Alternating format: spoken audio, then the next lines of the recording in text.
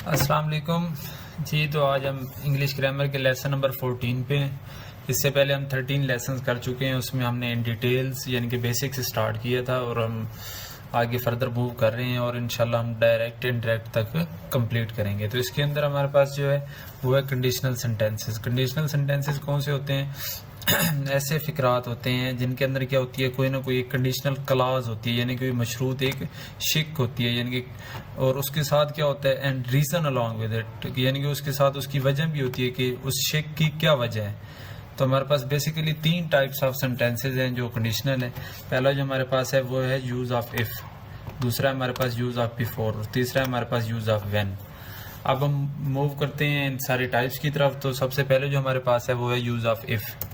तो use of if, before और हमारे पास व्हेन। तो यहाँ पे मैंने पहले यूज़ ऑफ बिफोर एक्सप्लेन की है।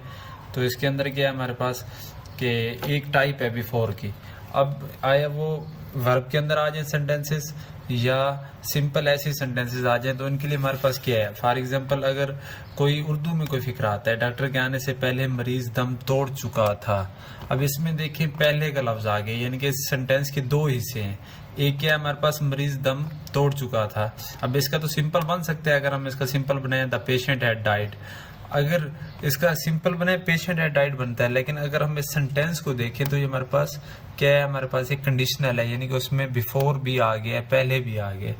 तो उसके लिए हमारे पास बनाने का जो तरीकाकार है हमने जो बिफोर यानी कि पहले, ये जो पहले का लफ्ज़ है इससे पहले वाला जो हिस्सा है उसको बाद में हमने सॉल्व करना है सेंटेंस बनाते हुए, और ये जो बाद वाला हिस्सा है इसको पहले करना है। जैसे मरीज दम तोड़ चुका था, अब इसमें क्या है, द पेशेंट हैड डाइड।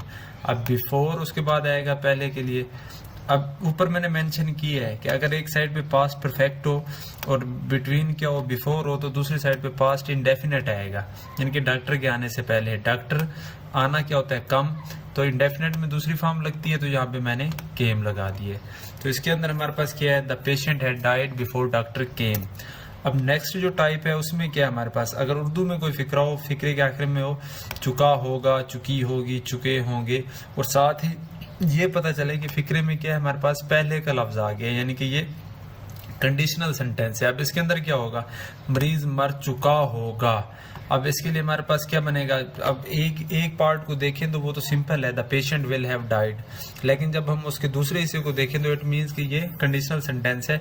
तो इसमें भी वही रूल हमने फॉलो करना है कि हमने जो ये दूसरा पार्ट है उसको पहले बनाना है, the patient will have died, उसके बाद पहले की इंग्लिश हमारे पास बिफोर, उसके बाद ऊपर मैंने मेंशन किया है कि अगर फ्यूचर परफेक्ट हो, बिफोर हो, तो दूसरी साइड पे हमारे पास प्रेजेंट इंडेफिनेट आएगा, the patient will have died before doctor comes, यानी कि कम आता, ये प्रेजेंट इंडेफिनेट है, डॉक्टर क्योंकि सिंगुलर नेम है इसलिए हमने एस का इजाफा कर दिया, the patient will have died before doctor comes.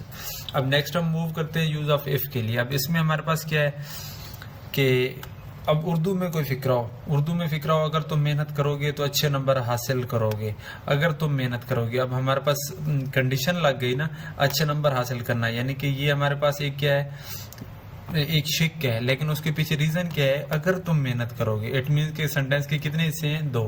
अब बिफोर पे क्या सीन था हमारे पास, जो सेंटेंस का दूसरा हिस्सा था उसको हम स्ट्रक्चर बनाते हुए पहले उसको सॉल्व करते थे, लेकिन यहाँ पे जो सेंटेंस का पहला हिस्सा है उसे हमने पहले सॉल्व करना है, यानी कि अगर तुम मेहनत करोगे तो अच्छे नंबर हासिल करोगे। अब इसमें हमारे पास क्या है, इफ, उसके बाद ये माइंड में रखना है कि हमने प्रेजेंट इंडेफिनेट लगाना है, इसके बाद प्रेजेंट इंडेफिनेट लगाना है और उसके बाद फ्यूचर इंडेफिनेट आएगा, यानी कि अगर तुम मेहनत करोगे। इफ यू, प्रेजेंट इंडेफिनेट में फर्स्ट फॉर्म आती है तो डेफिनेटली हम क्या लगाएंगे, इफ यू वर्क हार्ड।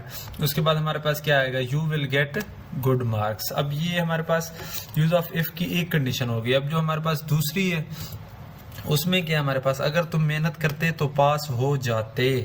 अब इसमें क्या हमारे पास, करते, यानी कि एंड में ते, ती, इस तरह के कोई वर्ड्स आ जाए, या ता, अगर वो मेहनत करता, अगर वो मेहनत करती, तो ये हमारे पास कौन से कंडीशनल है, और साथ हमें ये भी पता है कि इफ़ का इस्तेमाल हो रहा है।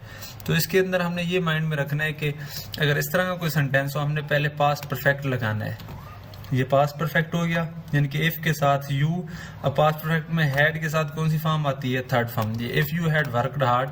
उसके बाद हमारे पास क्या है, ये मैंने मेंशन कर दिया थर्ड फॉर्म ऑफ वर्ब। उसके बाद हमने लगाना है यू वुड हैव पास्ट।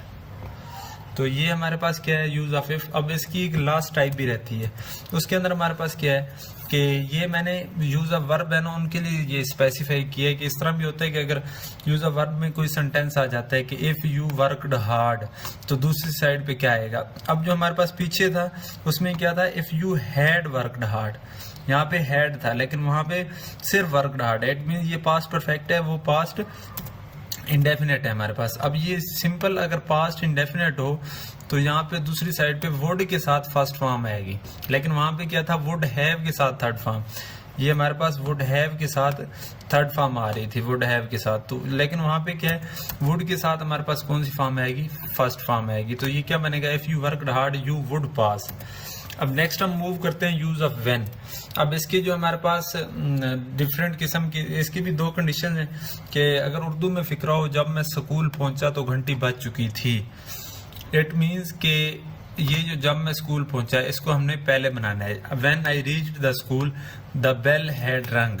अगर इसको पहले बनाए या बाद में बनाए इससे कोई फर्क नहीं पड़ता, जिनकी दोनों कंडीशन में ठीक होगा। लेकिन हमने ये देखना है कि यहाँ पे जब मैं स्कूल पहुंचा, ये हमारे पास पास्ट इंडेफिनेट का फिक्र है, तो उसको हमने पास्ट में बना दिया। When I reached the school past indefinite में, तो घंटी बज चुकी थी, द बेल हैड रंग, अब उसको हमने पास्ट परफेक्ट में बना दिया। इट मीन्स के सेंटेंस के लिहाज से हमने बनाना है, ये यूज ऑफ व्हेन है। उसके बाद जो लास्ट है हमारे पास वो है पास्ट कॉन्टिन्यूअस और व्हेन और पास्ट इंडेफिनिट, ये कब यूज करेंगे हम। अब ये सेंटेंस हम देखते हैं, घंटी बज रही थी जब मैं स्कूल पहुंचा, तो इसमें क्या हमारे पास, the bell was ringing when I reached the school, घंटी बज रही थी। अब इसको मैंने पहले बना दिया द बेल, उसके बाद बज रही थी, इट मीन्स ये पास्ट कॉन्टिन्यूअस है, तो पास्ट कॉन्टिन्यूअस के लिए वर्ब के साथ आईएनजी आ जाएगा। उसके बाद क्या हमारे पास, जब की इंग्लिश व्हेन है, और उसके बाद पास्ट इंडेफिनेट है, when I reached the school, school पहुंचा। अब ये सेंटेंस खुद ही बता रहा है कि ये हमारे पास कौन सा है, पास्ट इंडेफिनेट का है। तो यहाँ तक हम कंडीशनल सेंटेंसेस भी देख चुके हैं। उसके बाद हम जो नेक्स्ट लेक्चर होगा उसमें हम देखेंगे कि यूज ऑफ वर्ब कैसे होता है, यानी कि इंग्लिश के जो सेंटेंसेस होते हैं 9th में भी 5 नंबर के आते हैं सेंटेंसेस, पहला क्वेश्चन ही यही होता है, और 10th में भी 5 नंबर के यही क्वेश्चन होता है कि हमने कहाँ पे कौन सी फॉर्म ऑफ वर्ब लगानी है। तो उसके लिए मैंने वो एक शॉर्ट नोट्स बनाए हैं, तो आपने उनको लाजमी फॉलो करना है। वो नेक्स्ट लेक्चर में मैं एक्सप्लेन कर दूंगा और उसी के मुताबिक आपके यूज ऑफ वर्ब कंप्लीट हो जाएंगे।